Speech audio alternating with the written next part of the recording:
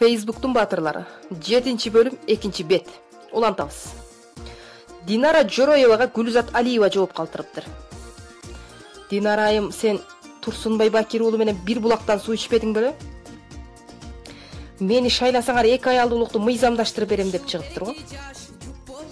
Нукура кыргыз каада салтында токол деген түшүнүк болгон эмес. 2-, 3 аял деген мусулман дини менен кошо келди бизге.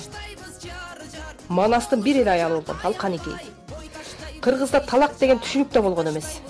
Күйөөгө бараткан кызды сөөгүң ошол барган жериңден чыксын деп бата кылышчу. Аялын таштап кетти, карабай кетти деген таптакыр болгон эмес. Маңдайына кандай адам жазылса, ошол менен түбөлүк бир өмүр сүргөн десек болот. Турсунбай Бакир уулу өз кызын 2-, 3 аял кылып бирөөгө берсин. Эгер өзү үчүн да, кызы үчүн да жагымдуу болсо, мыйзамдаштыра берсин.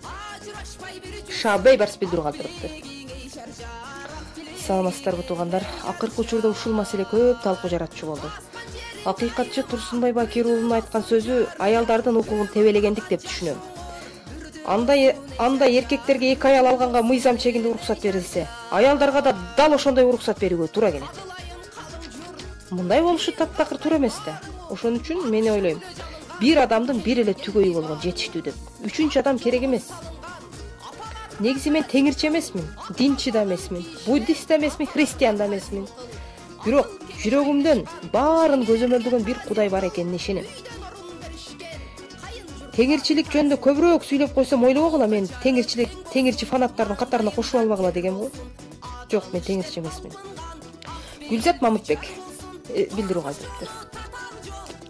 Салам, элим, жерим, космосум менин.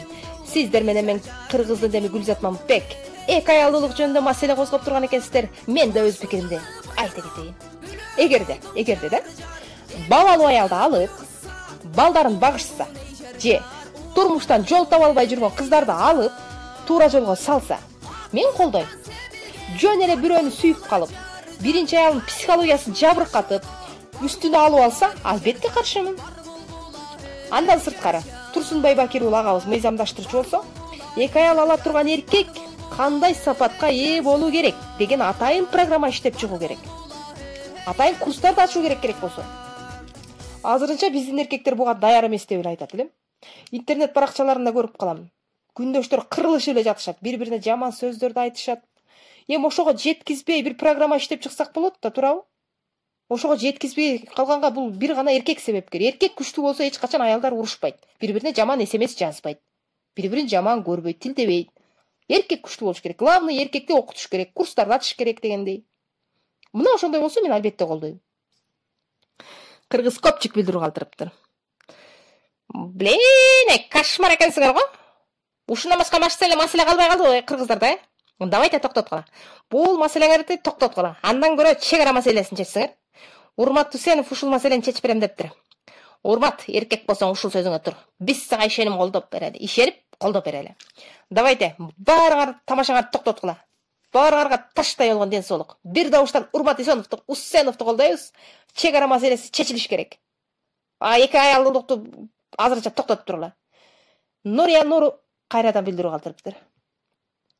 Өлө, ошо чын эле чек ара маселесин чечсеңер жакшы болот эле. Ошол жерде жашаган кыргыздарга кыйын болууда. Башкаңар баляны да билбейсиңер. Биз чек арада жашагандар тынч уйку жок. Качан тажиктер тамдын башына таш уруп кетет экен, айнекти сындырып кетет бекен, кородогу малдарга тийбей бекен деп коркуп жашайбыз. Бизде курал да жок. Балта, тешек, күрөктөрдү башыбызга жаздап алып уктайбыз го түндөсү. Адахан Мадумаров билдирүү калтырыптыр. Ассалому алейкум достор. Туура маселе козгоп чыгыпсыздар. Урмат көтөргөн маселени биз деле чечип бере алабыз. Андыктан бизге добуш берсеңиздер болот. 2 аял алуу маселесине келсек, мусулман дининин күчтүүлүгү мына ушунда десек болот. Башка эч бир дин уруксат берилген эмес, мындай 4 аял алгангачы.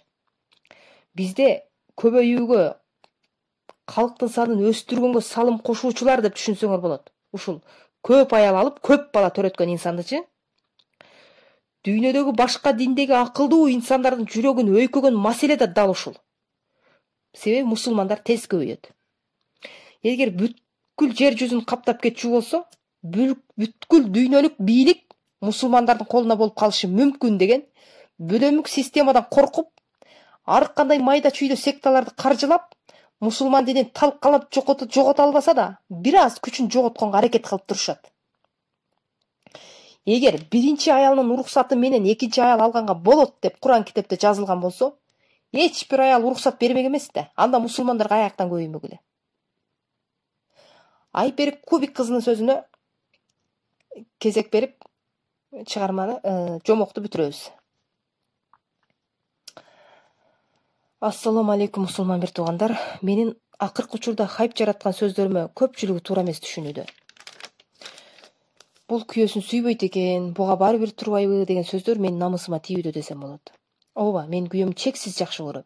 Кызганам, балдарымдын атасы. Эгер Аллах Таалам ошондой өкүм чыгарса, мен Аллахтын өкүмүнө каршы чыга албайм деген мааниде айткам. Пайгамбарыбыз алган экен токолду. Эми биз пайгамбардын алдында ким болуп калыппыз? Мен намаз окуп, хиджаб кийгенден баштап көптөгөн сындарга кабылдым. Личкама кирип сөгүп кеткен эркектер бар, каргап шилеген аялдар бар. Ошол мени каргаган аялдар илайым эле мага окшоп намаз окуп калгыла. Эркектер мечитке имам болуп калгыла деп айтат элем. Айпери Кубик кызы ушинтип сөзүн бүтүргөн экен. Ушуну менен 7-бөлүмдүн соңуна чыктык. Саламатта калыңыздар.